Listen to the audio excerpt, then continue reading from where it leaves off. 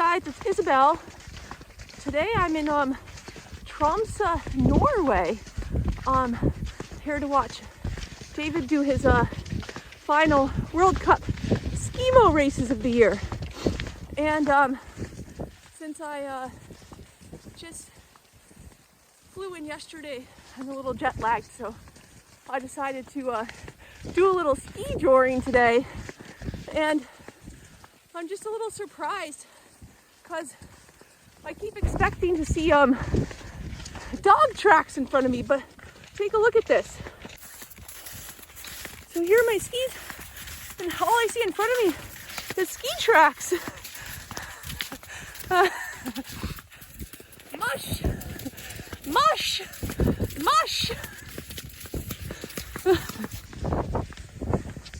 So here in Tromsø, we're up above the Arctic Circle.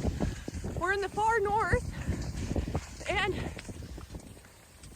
most people have probably heard of the Arctic Circle, probably seen it on a globe or a map, but you might not know what it means. It's not just a random line on the map. David, do you remember the tilt of Earth's axis? 23.5 degrees, says my fact checker.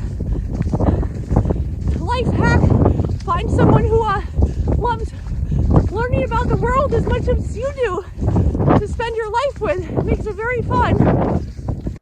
So if you look at a globe or a world map, there are a few different things to notice. And here's a photo for you.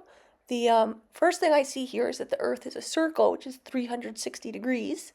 And the sun is always shining on half of it, or 180 degrees. And so we call our equator 0 degree latitude. Our North Pole is positive 90 and our South Pole is negative 90. Okay, and then you'll see on a map, you'll see 4 different distinct lines. You'll see Tropic of Cancer and Tropic of Capricorn. Okay, and those, David told us that the tilt of the Earth's axis is 23.5 degrees. And you'll notice if you look at a map that both of those lines are at 23.5, either north or south. So that means on the summer solstice, the sun is shining directly overhead at the Tropic of Cancer in the northern hemisphere summer. And in the southern hemisphere summer, it's shining directly overhead on the Tropic of Capricorn. Okay? And then on this map, the Earth's tilt, 23.5, is denoted by the Greek letter epsilon, that E-looking thing. Okay? So we'll see that the Arctic Circle and the Antarctic Circle are both at 90 degrees minus that tilt, which would be 90 minus 23.5, right around 66.5 degrees north for the Arctic Circle and south for the Antarctic. And what that means is that the right in the wintertime for the northern hemisphere, the sun is shining directly overhead on the Tropic of Capricorn, which means that in the wintertime up north, there's no sunlight shining at all above the Arctic Circle. So that line, the Arctic Circle, denotes the spot where in the wintertime you get at least one day of 24 hours of darkness, and in the summer time you get at least one day of 24 hours of light. We did see, not up here, it's kind of raining today, but not up here, we're above tree line now. We're right on the ocean, so our elevation's not high. But down where we started, we saw a big snowshoe hare across the trail.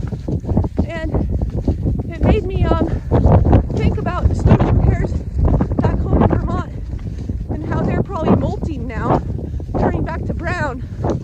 But these ones here, this one is still very white, which makes sense because it's still really snowy.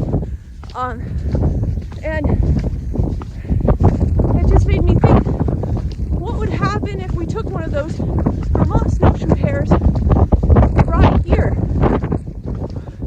Would it have the right timing of molting? And I don't think it would.